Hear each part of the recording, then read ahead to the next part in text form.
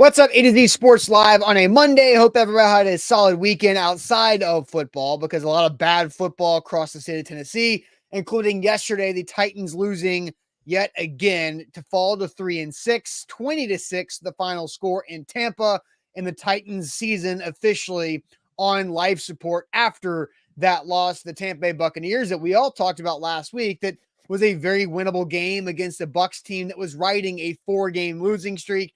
The Bucs get right, the Titans stay wrong, and a lot of questions can be asked today, and a lot of conversations are full green light to be had this week as we dive into all of the Titans' problems they have. The biggest issue the Titans had in that game against the Bucs, the worst thing in that loss. Then we'll talk about what's a bigger problem for the defense. We'll talk a lot of offense to start off this show, the state of the franchise. And then Mike Vrabel's press conference this afternoon is guaranteed to be interesting. That's for sure. But Zach, welcome in. We will end the show like we typically do on Mondays with positivity in the age game. So hopefully I can get rid of my 4-game losing streak with the age game that I'm riding to hopefully get back on track here. Maybe it's 5. I can't remember. 5 weeks in a row. I've been really close. I've gone to overtime a couple times with just missing by 1 year. But we're going to have a heck of a show here on this Monday morning. And, two-time winner Justin has got to be dethroned because he's back-to-back age game winners. This is an age game that you can win. This is not Nick Nolte, all right? Yeah. So that was a tough win last week. There's reasons why we're going to guess this individual's age this week, and it's got some connectors. But it'll be able to be attained by the chat and by yourself. So big show ahead as the Titans fall to 3-6. Tough scene down there in Tampa.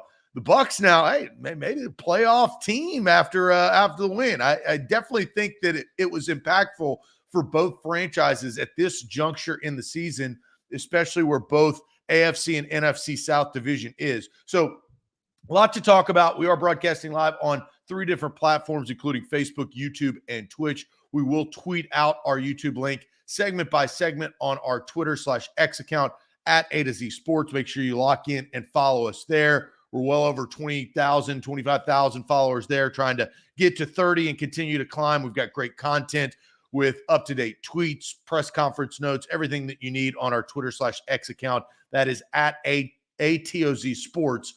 That will be tweeted out by our YouTube, and link by link, you got to hit our subscribe button on our YouTube account. If you have already subscribed, thank you very much. Go ahead and hit the like button to this show. That helps the algorithm, gets more Titans fans in here, maybe some Bucs fans down there in Tampa. They want to chime in. We got a big show today to react to yesterday's game. And if you have not subscribed, hit that subscribe button as we are trying to make our way to 20,000 subscribers. So you guys can help us there. Facebook, what's going on, Facebookers? Bottom left corner of your screen. Share now to public. Sharing is caring, and caring is sharing, as we say on this show. Share the show around. We need to pop up in your Facebook friends newsfeed. How that works is you guys share the show, and that helps everybody in part. So let's get this party started on a Monday. Titans fall to the Tampa Bay Buccaneers. Fire them cannons. There was a lot of cannons being fired yesterday. Not many for the Titans. Lot to dive into. Yep, let's do it officially. Welcome to the A to Z Sports, powered as always by the BetMGM app. I'm Austin Stanley. He is Zach Bingham. Make sure you follow us all over social media because we are Nashville's on-demand sports talk network, going live weekday mornings at 8 Central Time on Facebook, YouTube, and Twitch. Links to the show segment by segment on our Twitter X timeline. Make sure you hit that like button. That's for sure. And more great Titans content is coming out on our Instagram, TikTok, and Threads platforms as well. Got to thank our sponsors because they make this show happen for you, and they help all of you guys out, like Wilson County Hyundai. Make them a part of your new car buying process by going to see them in Lebanon or at wilsoncountyhyundai.com. The Bone and Joint Institute, boneandjointtn.org, the region's destination for comprehensive orthopedic and sports medicine care. Farm Bureau Health Plans. Get better with Farm Bureau Health Plans by starting at fbhp.com/ATOZ. The Aura app, keeping your information safe online, and get a 2-week free trial with our link, aura.com/ATOZ. And Krebs Kubota, an elite Kubota dealer with 3 great locations in Middle Tennessee, Columbia, Franklin, and Murfreesboro. Online, KrebsKubota.com. So, Zach, it was about as ugly as it can get in that for the most of that game on Sunday in Tampa. The Titans lose 20-6. Just a couple easy stats out of the gates. The Titans' 6th game away from Nissan Stadium this season. They have lost all 6. They have failed to score a touchdown in 3 of those 6 games, not finding the end zone in New Orleans or Cleveland and now Tampa. They do go back to the Florida Sunshine State and Jacksonville next week. We'll see if they can find a touchdown and find the end zone there too. And the only team the Titans scored more points on Sunday were those Jacksonville Jaguars, but the Titans season officially on life support after that embarrassing loss. Anything you want to start off with before we get to the head coach, Mike Vrabel? Well, yeah, real quick, because that loss was impactful because of how the AFC South looks versus the NFC South. The Bucs are now, I mean, they're fully involved. You're going to write them off. 5-5 Saints, 4-5 Bucs, 4-6 Falcons, and obviously the Panthers are a one-win team. But for the AFC South, because of the Texans beating the Bengals yesterday and the Colts beating New England, all of a sudden the Titans could have been 4-6 and within striking distance. Jacksonville's still 6-3, but they lost 4-5. And now it's in a completely different, viewpoint for this team. And so that's why the theme and the words that we used is life support, because, once it goes beep, you're now looking to the offseason and you're looking what draft pick that you were going to draft. So tough all around. Interested to hear Mike Vrabel's reaction, though. Yes, let's get to the head coach, Mike Vrabel, on his team's 4th loss in 5 games and back-to-back on the road with Will Levis as a starting quarterback. Here's the head coach. Every game is a new game. He's got his own issues. You put everything that you have into it each week to try to get ready and to prepare. And then,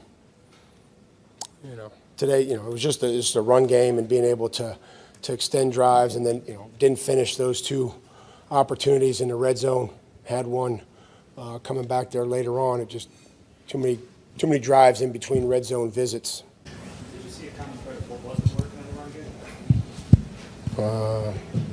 game?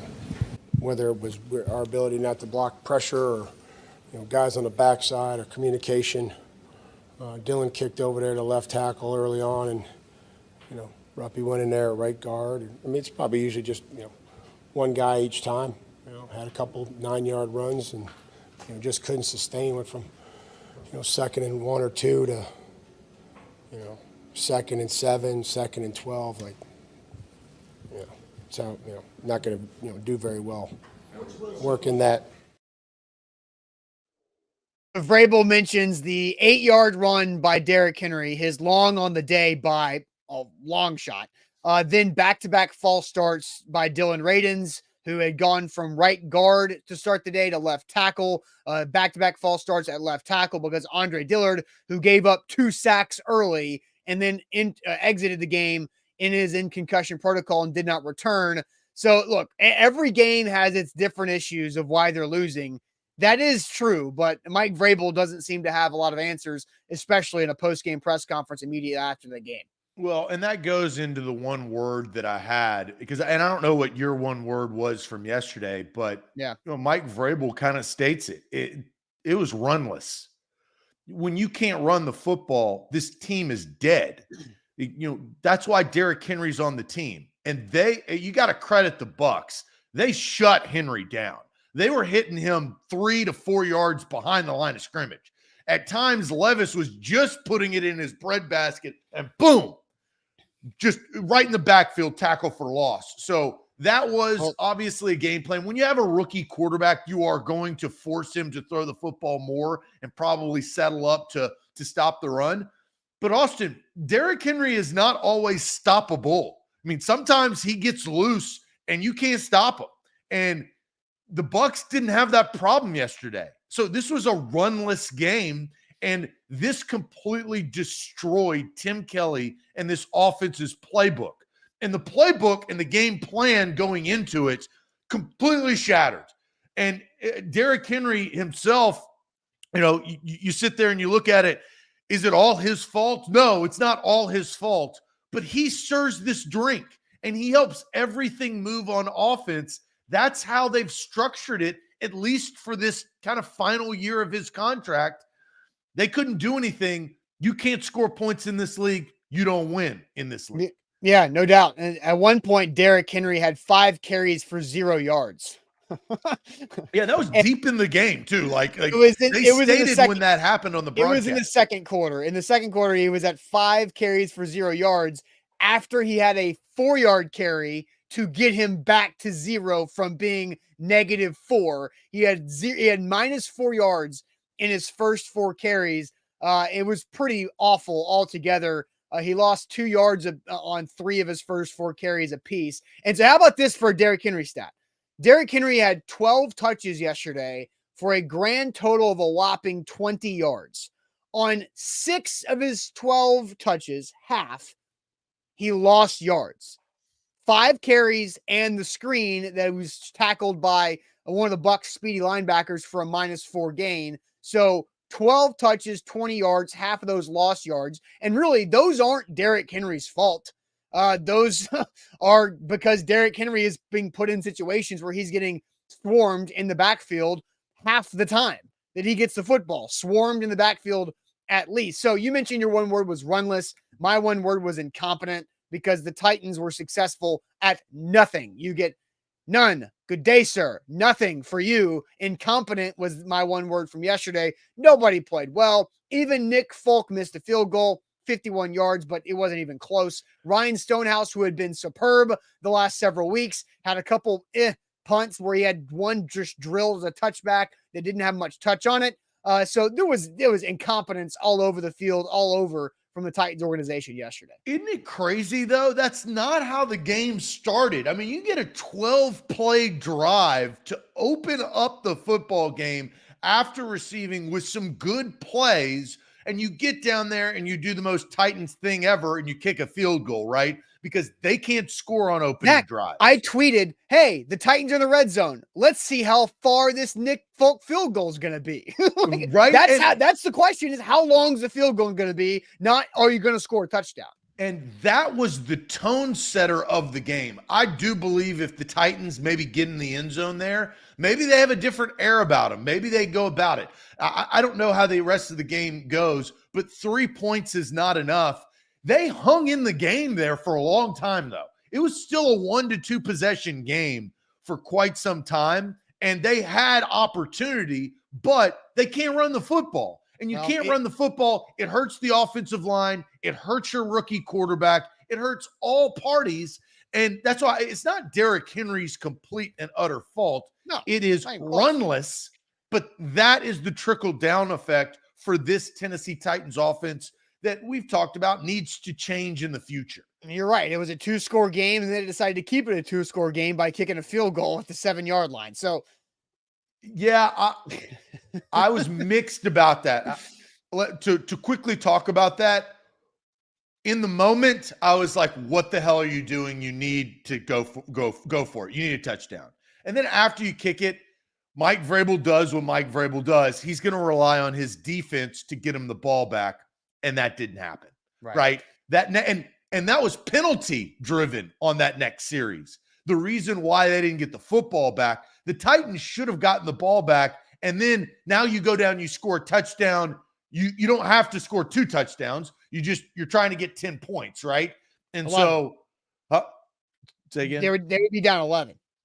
Okay, well, but you can go for 2 after you score a touchdown, right? So you're still within. If you go down and score, you get 2 points. You're down to 8. Now all you're doing, now you got Nick Folk, who's the best player on your football team, which is unfortunate, but it's probably true, to go down and get you points. That was the game he was trying to play, but that next drive didn't allow that to happen. Yeah. All right. So let's hear from Titans running back Derrick Henry. We'll hear Derrick Henry is tired of talking about it. A pretty interesting minute from Derrick Henry coming up. But first, let me tell you guys about our friends at Krebs Kubota. Krebs Kubota is where you should turn for all of your equipment needs. The holidays are right around the corner. If you're looking to find the person in charge of the projects at your home, find them that gift, find that piece of equipment that's going to make your property look fantastic this spring. KrebsKubota.com is where to go. 3 locations across Middle Tennessee, Columbia, Franklin, and Murfreesboro for your convenience. And the website KrebsKubota.com is also very good and very impressive website. But they are an elite Kubota dealer with 3 of those locations. But elite Kubota dealer means they have the best equipment in the industry with the Kubota line and also the best warranties in the industry with what Kubota offers with their line of equipment and all the resources that they have of being the Kubota brand. So Krebs Kubota, family owned and operated in the mid-state for over 18 years at KrebsKubota.com. A to Z Sports, we are powered by BetMGM. Get in on the BetMGM app. ATOZ Sports, the king of the sports book. I was in Georgia for, well, you talk about beat down. Ole Miss got beat down in Athens. I could not bet because I was in the state of Georgia. But once I got back into the state of Tennessee, I placed some bets on pro football. You can place a bet on pro football tonight on Monday Night Football. Use the bonus code ATOZ Sports. They're the king of the sports book. You can download it. Up to $1,500 back in bonus bets if your first bet misses for new users. That's BetMGM. All right, here is Derrick Henry in the post-game locker room after having 20 total yards on 12 touches in a 20-6 loss to Tampa Bay. A lot of things all come together. Figure out what we need to do to spin us in the right direction. And I think that starts in the building, doing what we need to do, small things, like I said earlier this week. Leadership stepping up, letting it translate to Sundays rather than just talking about it. I think the guys put a heavy emphasis on that, just trying to do the best that we can to turn this thing around. Is it close to the point where It's Derrick Henry, tired of talking about it, and has to figure out how to do things in the building. He talked about looking inside the building for the answers and them having to do the small things in the locker room, in the building, throwing shade on a Monday. Tampa Bay's visiting locker room for having the worst audio out there because of It's hot down there. You can run that AC. God, it was every bit of audio that I tried to cut and pull from today. Jeffrey Simmons will be better here later on in the show, but it's a struggle. It was just as bad as the Titans offensive line on yesterday. I'll say that much. Well, Raymond James Stadium is not a state-of-the-art facility. I'll tell you that. Yeah. So, Zach, with the Titans issues, it was just twofold because me and Sam talked about this on the post-game show and even at the halftime show. Sam was very adamant of the Titans defense was kind of fortunate to only give up 7 points in that first half.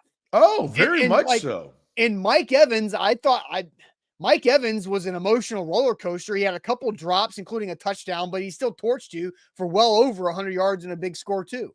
Well, I knew this was going to be. Mike Evans has been an emotional roller coaster all season. Yes. He didn't get his contract. This is the last year he's a Tampa Bay Buccaneer. His body language all year is that he doesn't want to be there. He's a pouty, whiny, you-know-what, but he's still going. But he's damn good. He's not playing. He's not playing hard. Like he wanted to catch that football. He just it didn't get in his hands, right? Couldn't at least hold it. But I mean, he torched the Titans. That's a big time player making the plays needed, and the Titans couldn't do much about it. Yeah, it should have been a lot worse than it was. The Titans are frustrated. I think I saw this earlier. I mean, the Titans haven't won a road game since November of 2022. I mean, we're almost a full year removed from the Titans winning on the road. These are starting to stack up. We will be a full 365 before they go back to Jacksonville this upcoming Sunday. Yeah, I guess you're right because they'll. So that's November wild. 17th. November 17th is when they won at Green Bay last year. Because I remember that because November 18th was the date on the ensuing news that we woke up to that Friday morning with Todd Downing. So this is starting to become unacceptable. Well, this is not an excuse. I'm not saying here. You now have transitioned your season, guys, right? Will Levis is your starting quarterback. So he's not going to make up for your other deficiencies all across your football team, which is your run defense has been suspect at times. Your secondary has gotten burnt at times. Your offensive line struggles. When you can't run the football, it doesn't help your quarterback. You've had drop passes. I mean, Chig is a shell of himself. There are so many different things, and a rookie quarterback is not a magic elixir that you just throw in the middle of the season. The success of CJ Stroud, which I think should be noted, he plays with confidence. He plays tough in the pocket. He scrambles around. He's constantly looking downfield. He does some of the things that we've seen Will Levis do, but he's had the experience of training camp in the first half of the season. Will Levis is learning on the fly. The Titans have a ton of problems, but Austin, yesterday is a winnable game. The Tampa Bay Buccaneers are a beatable team. They're not great.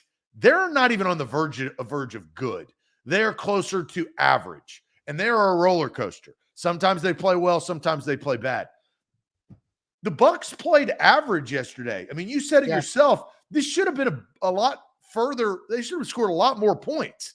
So I think that also is frustrating to Mike Vrabel and company that, man, they let an opportunity to really kind of get back and get some momentum slip away down there in Tampa. And it turned out to be embarrassing. It wasn't close. It was absolutely embarrassing. And I feel like one of the more painful things for Titans fans coming out of that was at one point, it was right after the Mike Evans drop. It was 13-3, I believe. And the Titans got that drop gift from Mike Evans.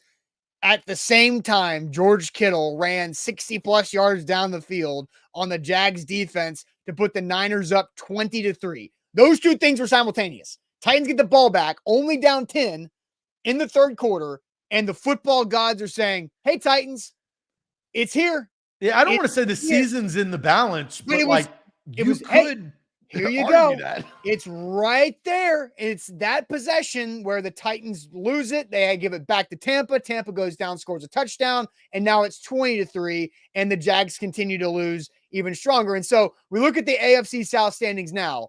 The Titans had a chance to get there at 4-5 and then go to Jacksonville. And we all talked about this. If you can beat the Bucs and the Jags can lose to the Niners, you put yourself in a really good situation to make things as ugly and muddy as possible in the AFC South. Instead, we're looking at the AFC standings where the Tennessee Titans are the only team that's sitting there right next to the New England Patriots as Denver plays tonight. And we'll see what happens with the Broncos on Monday Night Football. But the Titans are right there where you can go to our website, A2Zsports.com, to start looking for where the Titans are at in the NFL draft order at this point before Thanksgiving. That's where things are shifting because the football guides had it right there. It was that pendulum, and it swung towards the draft for the Titans. But we know that the Titans didn't play good enough to win. No, they should not have won that game. They had so many mistakes, self-induced mistakes. And look, we'll talk about the worst thing here shortly. Yep. And then after we talk about the worst thing, I do want to talk about Will Levis and what he's going through, because he didn't play great. And even he didn't play great against Pittsburgh. He didn't play bad against Pittsburgh and had an opportunity to win. But Will Levis is going to need some help, right? He's a rookie quarterback. You have to give him help. And this offensive line and some other, facets of this offense are not helping him out. He's not helping himself on some of the throws that he's making, right? Right. He had some overthrows, some bad throws, and he got lucky a couple of times that he should have been picked off probably more than once. Should have been picked up maybe 3 times, but hey, better to be lucky than good at times. And, you go forth, but there's some problems on the offensive side of the football still, Austin, right? The last time we were not, 2020, I felt like was the last time where we were impressed by this offense. And ever since then, we've been a little bit more disgusted by it than impressed. Without a doubt. So let's ask that question right now. What was the worst thing about the Titans' 20-6 loss against the Bucs? What was the worst thing about that loss? But Zach, tell everybody about where you saved money on your health plans with Farm Bureau Health Plans. Yeah, FBHP. That's Farm Bureau Health Plans. FBHP.com/A to Z is where to go. 200 plus locations across the state of Tennessee. Health, dental, and vision. They've got you covered. They've got me covered because I switched almost 2 years ago, and I stick with their plan because it makes the most sense for me. It can make the most sense for you and your family. 75 plus years in business across the state. They're trusted by A to Z Sports. They're trusted by the Tennessee Titans. They've got great partnerships with a lot of different really quality companies. That tells you what they do and what they provide for a ton of Tennesseans across the state. Farm Bureau Health Plans of Tennessee. Get a quote and you can make the switch. It's up to you. It's up to you and your family. That's FBHP.com/A to Z. It's really easy. It's November heading into December. You can switch your plan, start the new year in 2024 with Farm Bureau Health Plans of Tennessee. All right, and with BetMGM, we all know football is here in November, almost December. Important football is here, so gear up with BetMGM and the BetMGM app to tap into greater thrills all season long. And the first bet offer that you cannot find anywhere else is our first bet offer with our code ATOZ Sports. So you download the BetMGM app, you sign up with our bonus code ATOZ Sports, and you can get up to $1,500 back in bonus bets if your first bet misses. So swing big with your first bet. Because you get up to $1,500 back in bonus bets if that first bet misses. So check it out right there. That's only when you download the app and sign up with our bonus code ATOZ Sports. Visit betmgm.com for terms and conditions. 21 or older. Tennessee only. New customer offer. All promotions, subject to qualification, eligible requirements. First online real money wager only. Rewards issued non-withdrawable bonus bets. Bonus bets expire 7 days. And for problem gambling support, call Tennessee Redline 800-889-9789. Zach, I'll send you to the chat. We asked the question just now. What was the worst thing about the Titans' 20-6 loss against Tampa yesterday? What's the chat having to say here on Facebook, YouTube, and Twitch, where we need more likes? Hit the thumbs up button. You didn't like the Titans yesterday, but you like our show. Hit the thumbs up button for us. And Zach, I'll send you to the chat there. Yeah, let's see. I'm scrolling back up. We've got a lot of everythings, right? But let's go a little bit more specific. Let's see. Coaches starting off with Andre. Offensive line, tighten up. Offensive line is garbage from Ashley. Everything from Duran. The offensive line, have no offensive line. No longer have a playoff team Vrabel inherited. And Billy brings that up because not many times do you inherit a playoff team. Vrabel did a good job, because he didn't get to great, for that period of time once that team was inherited, and now it looks like it is crumbling back down to zero. Yeah, but again, it's been an era in the NFL like that. It's been 6 years. Like, so you don't keep the same playoff team's core for 6 years in the NFL. That's just usually not how it works. You also don't trade them away. No, look, for sure, but you know. That's the guy who got fired last. No, but that's not Mike Vrabel's fault. Like, Mike Vrabel did not trade A.J. Brown away. We know that. And I don't want to go back and digress the conversation to that again. But to Billy Jones saying he inherited a playoff team, what are you doing? Well, that was 2018. This is 2023. Things do change, and Mike Vrabel has not been able to sustain the playoff expectations. Maybe Billy's saying that a recipe was shown and they can't get back to it. I have so many thoughts on the Mike Vrabel situation that I would rather not have to use today. Gary says everything, the offensive line there from DeMario. Eric says Mike Vrabel. Willie goes everything, play calling from dad to the bone, offensive line from Frank. So is Camry, so is Darius, so is DeMarco. They got off the bus when it started, talking about the road woes that they've had. Offensive line from Curtis, offensive line / coaching from Nathaniel. The elephant in the room from Michael Jones is 22, talking about Derrick Henry. What? Samuel says losing. Jason says offensive line. Marshall says offensive line. Coaching, the whole organization from Kelvin. Second is the coaches from Zoe, so I assume he's probably going offensive line to start. Diop having more pass breakups than the secondary. I mean, he may be tied with Roger McCreary yesterday. I love the irony of, it's been a thing now where DBs do like the sword back in their back in their holster after they make a play. D-Hop did that. I was like, that was like D-Hop finding some humor in a terrible situation, right? Yeah, Tennessee turnstile from Ty, the offensive line. So, we've kind of heard from the chat, and there's a theme. Austin, what was the worst part about yesterday's loss to the Tampa Bay Buccaneers for the Tennessee Titans? Like, I want to say offensive line, but I feel like I have more responsibility than just go with offensive line. I think it's the fact that it's the worst thing is the Titans' inability to adapt to their awful offensive line.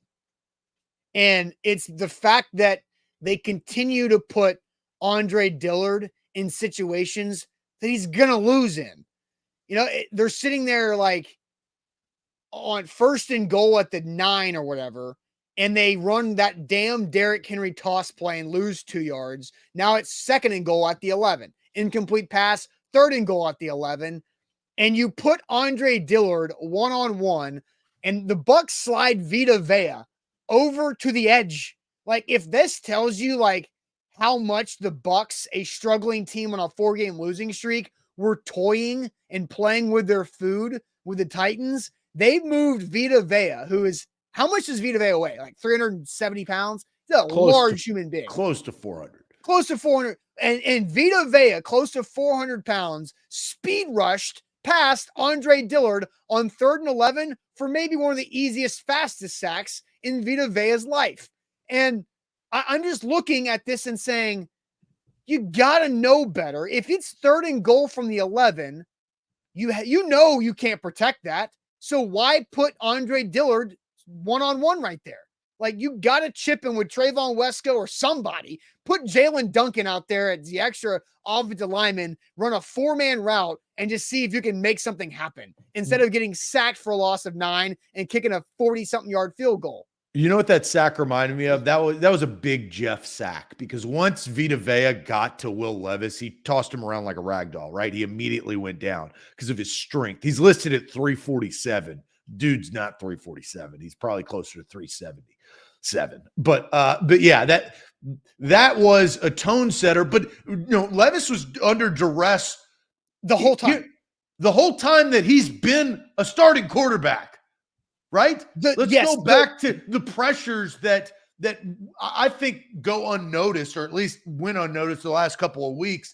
This has been consistent. It's just Will Levis has played better and had more success in the first 2 games that he started than yesterday. Even the first game against the Falcons, when he threw the ball up and down the field and had 4 touchdown passes, he was pressured on 43% of his dropbacks. And then look, Andre Dillard was benched for that game too. So you're looking at Andre Dillard is a failed experiment. Oh, and I called him a cat with 9 lives, Zach, last week towards the end of the week, because he's gone through so many of these things, and he just lost his 5th cat life with the concussion protocol he's currently in. When did his cat life start when he was drafted? No, I talked about Titans cat lives. That's how much. I'm going back to when he was drafted. No, I'm just specifically talking about the Titans lives, because he was awful in training camp. Then he comes in, he gets benched in London. Then Chris Hubbard gets a concussion, and NPF has to slide over to give him his job back. Then NPF gets a shoulder injury. Now he's back in there too. And now again, he gets a concussion. So his 5th life for the Titans is exhausted already. And he is so bad. He is so atrocious. But yet again, the Titans find themselves in a 3rd and pass, and they don't do anything to help him. And so, like, at some point, when you know you have bad players, the coaches just can't be like, well, let's roll the dice, and hopefully the bad player doesn't play as bad as he typically does on this particular play. Like, it's just They're do doing the something same thing different. with Radens. And some of that I will say is not necessarily Radens. Look, you're a professional. You're paid to do it. You need to, when you get thrown in there in the mix, you need to know what to do. Radens, we know what Dylan Radens is, guys, right? We know what he is. He's not a 2nd-round pick. I'll tell you what Dylan Radens is. Dylan Radens is a warm light bulb on the offensive line. Yep. It's on, but it's warm, and you're not going to be able to see that much. But everybody else is off. Like, they're dead light bulbs. Dylan Radins is at least a warm colored light bulb. But the hard pill to swallow, Austin, is that they had the same problem last year, right? It's the offensive line. It's the offensive line. So what did they do? They went to go redo the offensive line with at least the money that they had, and they redid it. The redo didn't do. Yeah. Totally. Chris says, has Brewer been bad? Aaron Brewer hasn't been like bad. I think other people are more noticeable in being bad. Like Rupchich, who had to come in at right guard because Radins had to go to left tackle. He was bad. But Aaron Brewer is on like 3 straight games of having bad snaps that are high into the right of the quarterback, like the one Malik fumbled against the Falcons. He's high into the right a lot on these shotgun snaps. And so, Devin says at least Radins appears to give a damn. I would agree with that. Dylan Radins, like I said, he's a warm light bulb, dull light bulb on this offensive line. His talent is not a second round pick. No. Like that's but he is somebody that you can use next season. Like I think you can count on Dylan Radins to be a part of your new starting offensive line next season somewhere, because they're going to have to go. I mean, Austin, Dylan Radins should not be starting on the offensive line. Zach, you only have, and that's kind of the point. That's how bad it is. That's my point. I think Dylan Radins is going to be on the starting offensive line in 2024 because you've got Peter Skoronski and then you have Dylan Radins. You've got to go find 3 pieces. And you're gonna draft one in the first round again. Sure. And there's your left tackle. And you're going to go out and spend a boatload of money on another one. I think Dylan Radins is probably your right guard next season is my point. But anyway, you want it to turn into something. Where's Brunskill? Maybe your center.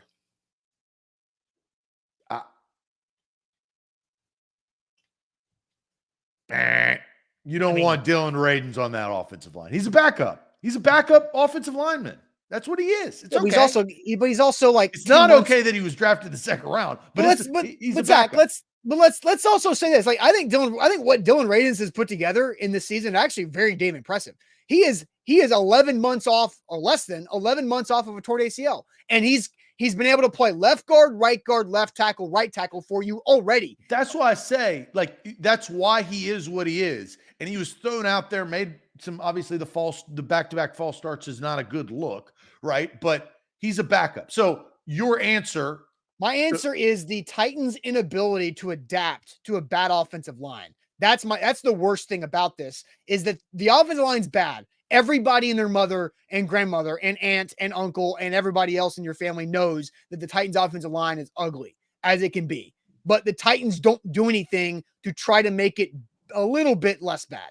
Well, and my answer is that the Titans are a one-trick pony. And that one trick was taken away yesterday. And when you take that away, the whole game goes to doo-doo, baby. That's what it is.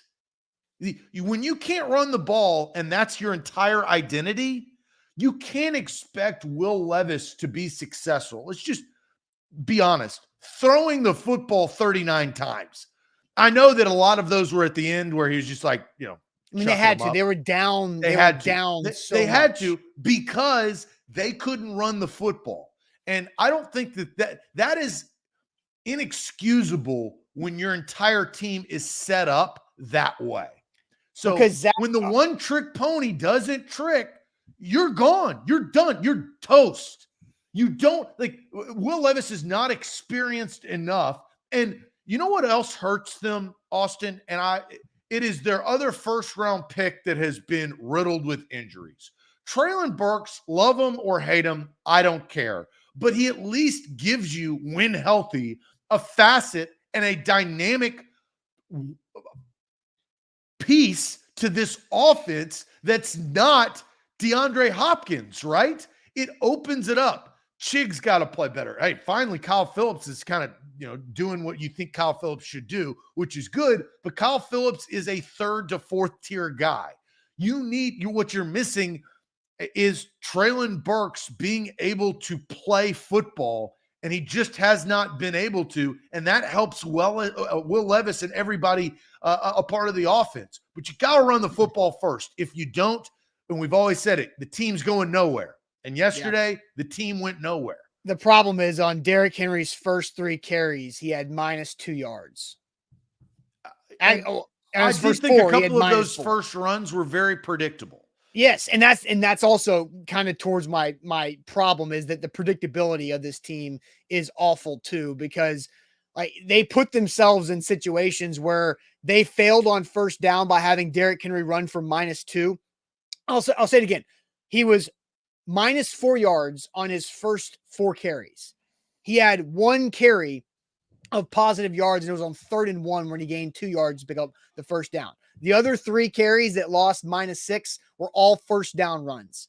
And so when Derrick Henry can't get going on first down, I think the Titans have to abort from a run on 1st and 10 team early in the game. I think they have to be a play action and drop back pass on 1st and 10 team early to get some rhythm there, to back defenses up a little bit, to then work in the run on 1st and 10, but they're not adapting to that either. Well, and because the Bucs prevented that. You have to give credit to the Tampa Bay Buccaneers defensive line and defensive scheme yesterday.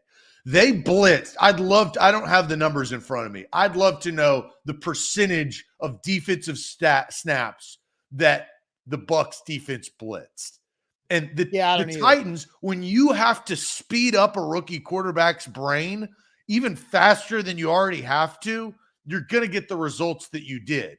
And and they were running into the blitz, and they've got really good linebackers. The Bucs have some of the best linebackers in the game, and they stuffed the Titans right out of the gate.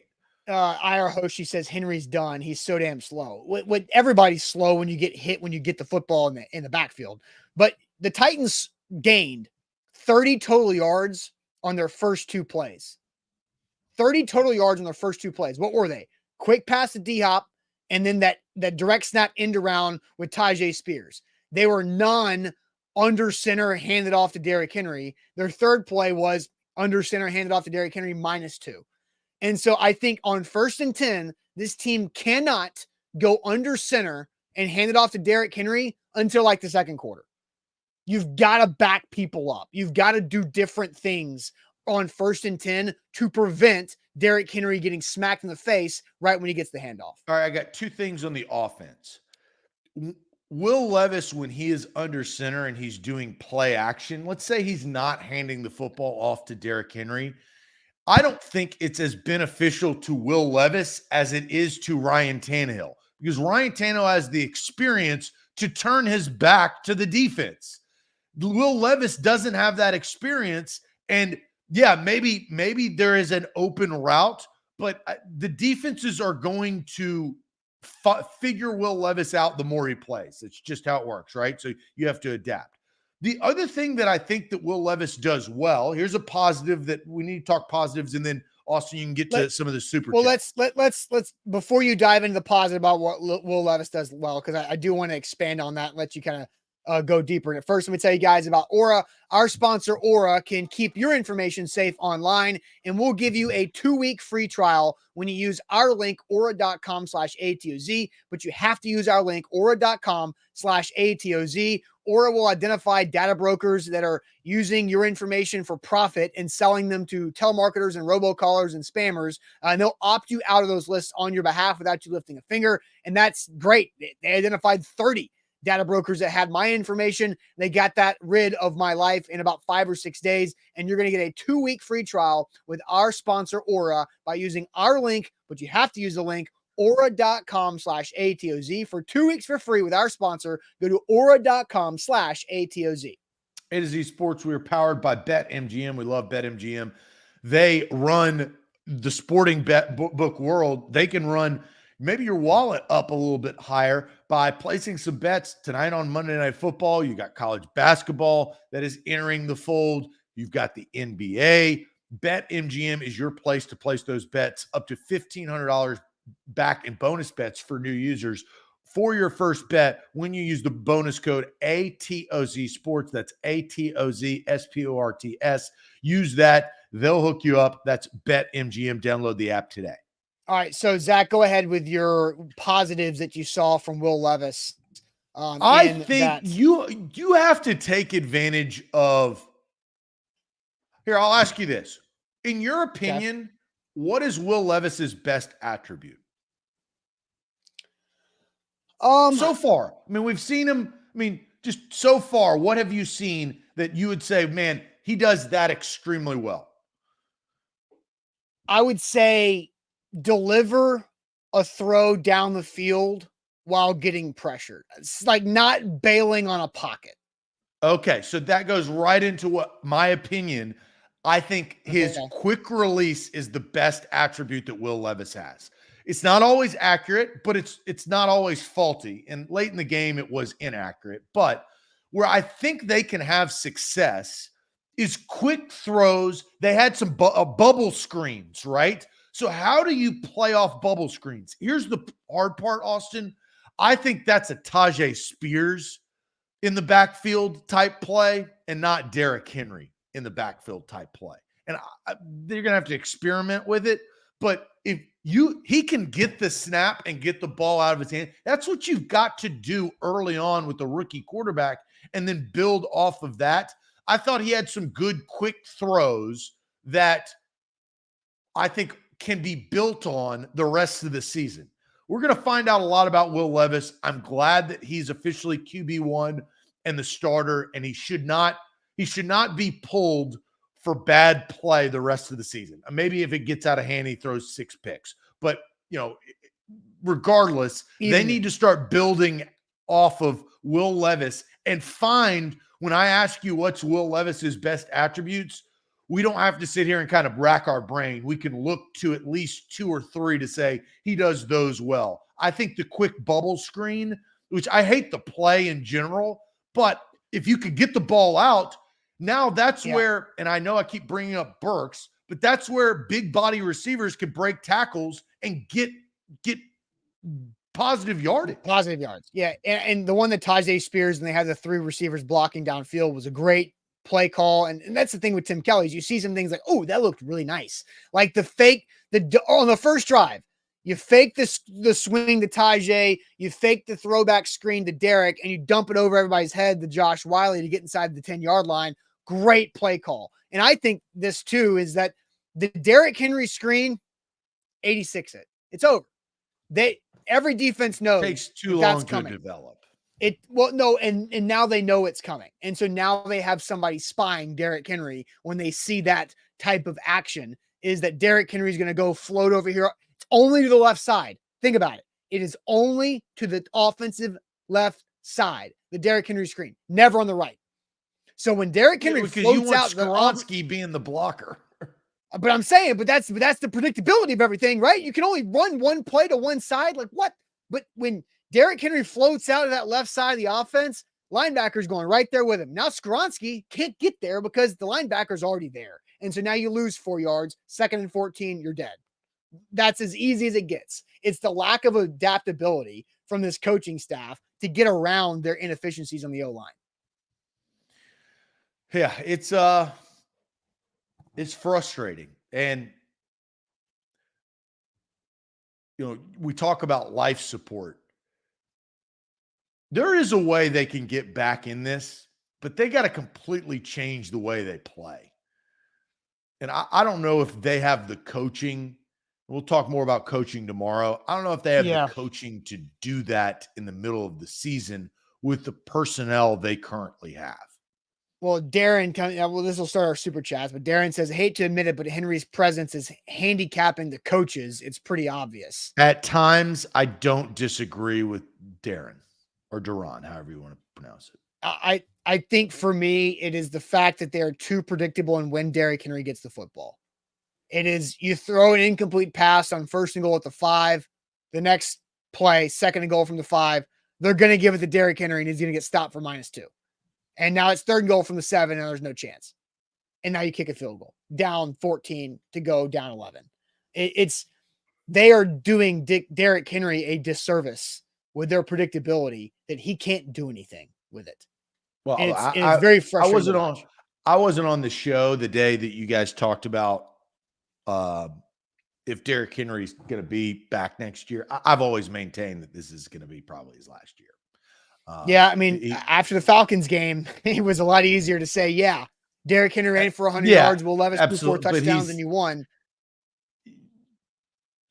you might as well just send him on his way. And he had it's, you need to change your offense. It's not Derrick Henry's fault. You just need to change your offense. And you're not going to be able to change your offense with Derrick Henry on the field. And that's for Will Levis. That's for your new quarterback. You've got to do that. The good part is, and here's the positive, Tajay Spears has some burst. That sidestep juke move that he does, it looks like it takes longer than I feel like it actually does. But he will stop on a dime and take a big sidestep and burst up field. And he got numerous additional yardage because of that move. And you got to love what Tajay Spears is putting together. But Derrick Henry's taking away from his opportunity. It's just Tajay Spears missing an ACL is making moves that makes other guys miss an ACL. Let's go to some more super chats here. Seizing Site says, AJ was the counter to Henry. That combo was so good. The trade is still hurting this team, and Vrabel's reaction when he was traded sums up this team. I mean, yeah, that's when you don't have your automatic drive to the basket to get a layup. It's really hurting. Kane says, thanking the team for saving me money. I said this was a 5-win team after the draft, but I was negative. So as I said before, top 5 pick is possible. Currently, the Titans set to pick 8th right now in the NFL draft order. You can go check that out at A2ZSports.com. And then Brandon says the commenter said Falk had been missing from that distance in pregame warmups. Vrabel still sent him out there. Bad coaching decision, loss of momentum. Yeah, I think there's a lot of coaching decisions you can look at from Mike Vrabel. And I accidentally erased the other super chat. My bad. I forget who it was, but they said that trade Mike Vrabel to the Patriots and move on from him. And so that's something that I think we can talk more, not the trade thing. We talked about that last week, but we will discuss Mike Vrabel.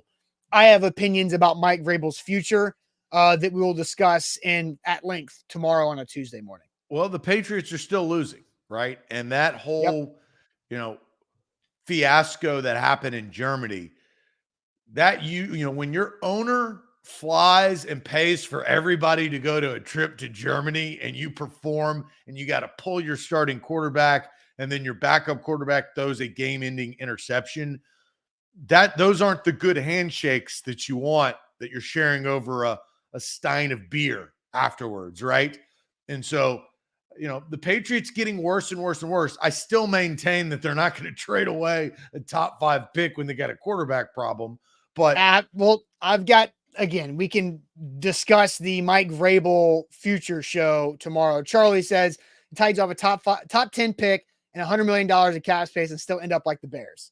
I'm just going to little foreshadowing, a little tease for tomorrow morning. The Bears, Matt Eberflus, defensive coordinator, seeing some issues, right? We'll talk about that tomorrow at length. Let's talk about the Titans defense, because the Titans defense has not been great either.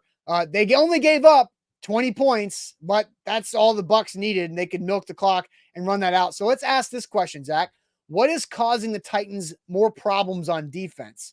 The front or the secondary? What is causing the Titans more problems on defense? The front, or is it the secondary? But first, the Bone and Joint Institute can take care of you whenever you have that injury in life. You can rely on their experts. They've got about a dozen of them there in Franklin at the Bone and Joint Institute, who specialize in every type of injury. If you hurt your ankle, your knee, your shoulder, your hip, your elbow, your neck, head, back, spine, whatever it might be, the Bone and Joint Institute has dedicated experts and specialists for those type of injuries.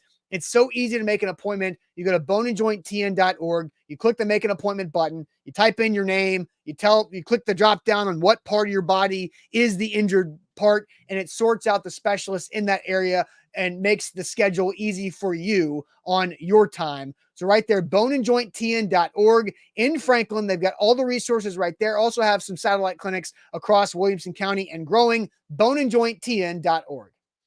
A to Z Sports, we are powered by BetMGM. Download the BetMGM app today. Use the bonus code ATOZ Sports. They're the king of the sports book. You can get in on the action tonight, Monday Night Football, as the Broncos. The Broncos, they're trying to scratch and claw. You said that the Titans are 8th. The Broncos I believe, are ninth, right? Right there. Who knows Let what's me going to double happen check. tonight? You can get on that action. Well, they haven't played one game. So the Broncos are 3-5. The Titans are 3-6. So who knows what's going to happen tonight? You can get on action, bet MGM, download the app today. All right, so ask the question while I look up the strength of schedule situation for the Titans or the Broncos for that situation there too. So we asked the question, what's a bigger problem for the Titans defense right now, the front or the secondary?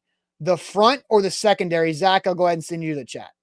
Front, no pressure to the quarterback from Clayton. Secondary from Titan up 23. Coaching and game time adjustments. So Ramon just goes completely different. IR says front. Front starts up front with Stevie King. Overrated front from COS 66. Biggest problem is Mike Evans from Nate's burner account. Mike Evans was a problem. Duran says front, so does Bork. It's the secondary, 100% from Bryson. Secondary from Billy. Secondary from Rooney. Front from Kendall. Front from Adam. Always been the secondary from God is a Theory. Secondary from Orlando. Secondary from Darius. Secondary from Michael. No pressure up front from Jack and Black. It's kind of split. DeMarco and Soul Fields go with the secondary. Linwood says the front, they aren't getting to the quarterback. I'm going to go ahead and give my answer, and it is the front. There's no quarterback pressure. Baker Mayfield is a scrambler, right? You are going to sack Baker Mayfield because he is going to run around. But there is not a traditional pass rush by this defense. I feel that Jeffrey Simmons is the best player on the field on defense, right? Yeah. Surprise, surprise.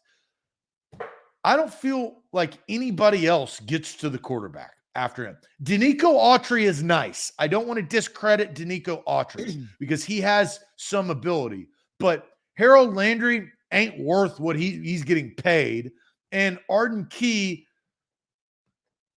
ain't worth what he's getting paid. I think me and Sam kind of diagnosed this. The Titans have one type of edge rusher. It is the finesse. It's the Ferrari. Speed end around, right? Yeah. It's the Ferrari, but they're driving on dirt roads and the Ferrari is not going to have a lot of traction. Tristan Wirfs is a brick wall. You can't get by that brick wall. Well, and I remember watching the Mike Evans touchdown where he basically ran through Christian Fulton into the end zone from the 5-yard line. Wirfs held Arden Key. That was a hold, but Arden Key was unable to make it noticeable. Like, everybody hates on soccer players flopping. Like, they kind of have to flop because the field is so massive and there's only like 3 refs running around. You make it noticeable so the ref sees when something happens. The Tennessee Titans defensive front does not fight or strain hard enough to draw holding calls. They don't. Like, there are so many times that Landry, Jeff, Autry, and Key are getting held, but they're not putting in that extra to make it be seen. You have to strain through the hold and not just be like, he's holding me, and stop. Because then if you stop, then the offensive lineman keeps his hands inside. Every time not every time, a lot of times a hold's being called is because the defender's straining and the offensive lineman's hands get reached outside, and that's where it's seen. But they're not doing that. They're just like stopping. It's so bad. It's like an instant give up. And so my answer is also the defensive front. I don't expect a secondary that's got Elijah Molden playing free safety because you traded Kevin Byard to the Eagles to do much. I don't expect Terrell Edmonds to do much either. I don't expect Eric Guerra, an undrafted rookie free agent who shows you some good stuff on punt return, to do much of anything as a slot corner. I do expect Roger McCreary to play better, but he's playing out of position. He's playing the outside corner because Sean Murphy Bunting is out with some type of thumb injury. And Christian Fulton's been better, but, not name a corner who's going to keep Mike Evans out of the end zone on the 5-yard line after that catch. There's not. And so it's the defensive front. And Zach, I'll tell you this, Mickey Ryan had a great analogy last week. The defensive front is the expensive, nearly $1 million house you walk into and you expect granite countertops. So you have granite countertop expectations with this defensive front. but they're playing a lot like laminate countertops. They're not living up to what your expectations are for that price point. I mean, that's the damn truth. I mean, that is the damn truth. He must be searching in Nashville because that's about how the prices are. There's a lot of $1 million houses in Nashville that don't have marble. They need to be You don't torn have down. granite. We're not even They need to be not torn even down. marble. We need granite. That is that's Nashville housing market. Welcome to the 615. Football, How the Titans housing, defense everything. is the Nashville house. Yeah, there's an article headline for somebody. So anyway, I think it's easily the defensive front is causing more issues because they're hanging their guys out behind them. Like, don't get us wrong. Like, we're not going to give the secondary a pass.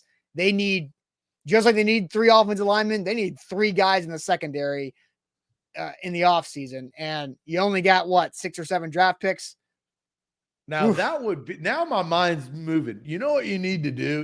We go to Zillow and you find every house for every defense, every player on the Titans, right? Comparative, because you can find a price point because some of them are ridiculous. That would take a little research, but I think that the point would hit home of there's a problem, boys and girls.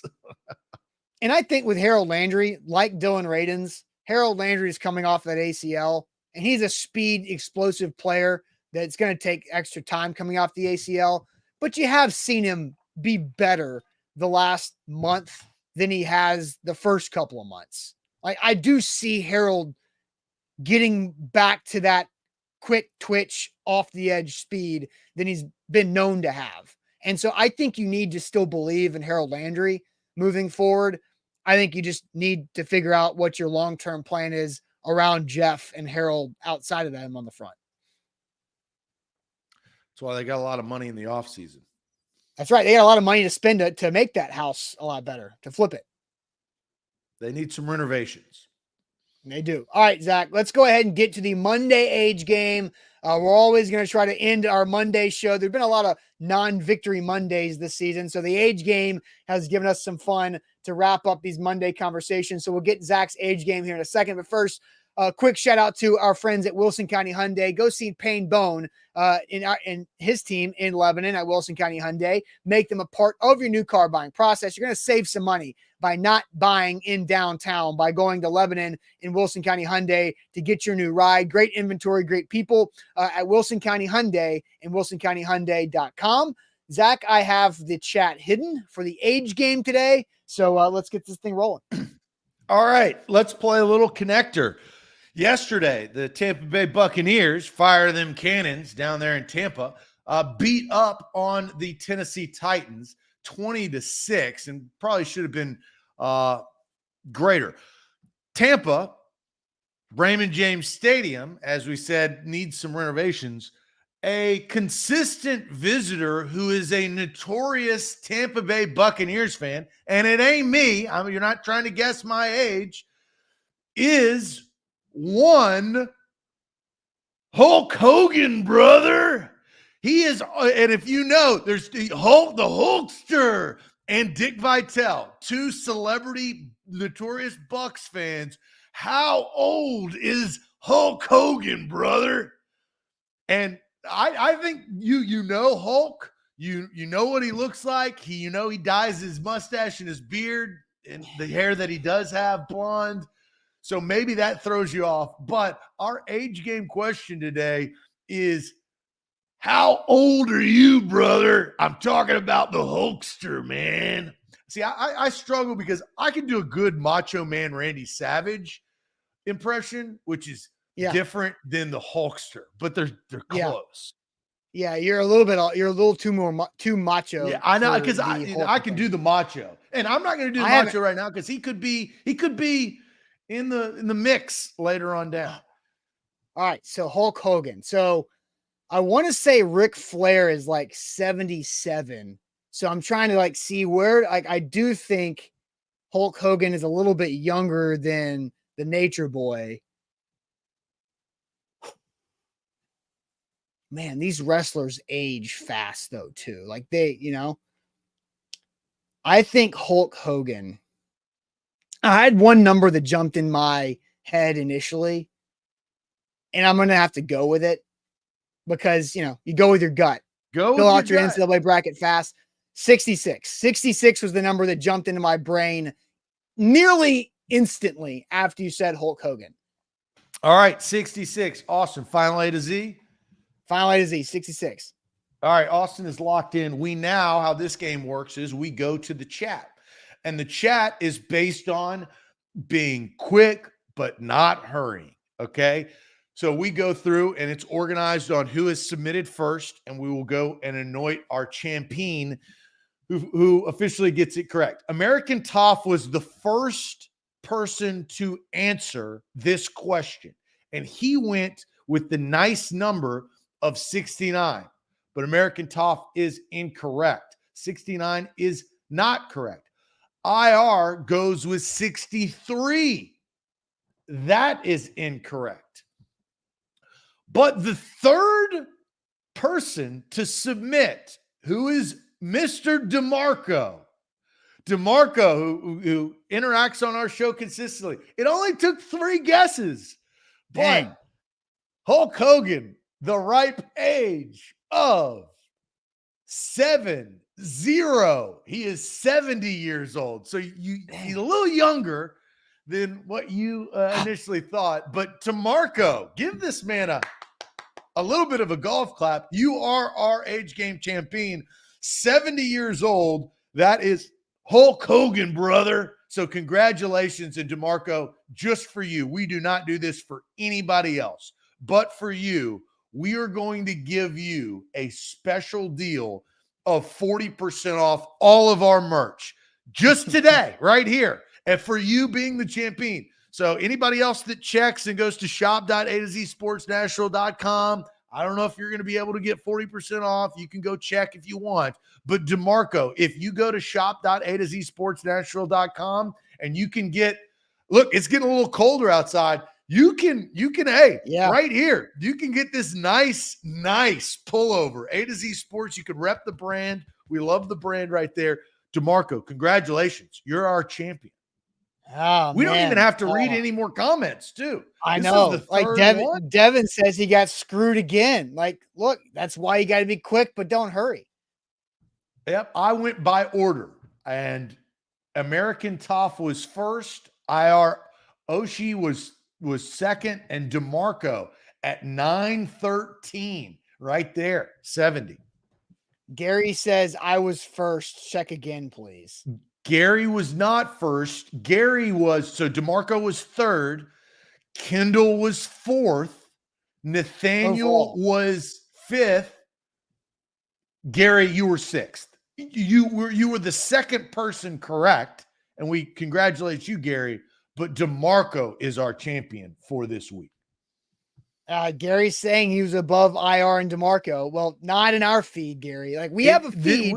It puts it in the order of comments, all of them, Facebook and YouTube in order of comments. And so maybe yours looked first on your feed, but nope, our feed is the official feed that sorts them all together. So, but there was a lot of people that got it correct, which is, that's good. Don't Google because you don't become champion by Googling.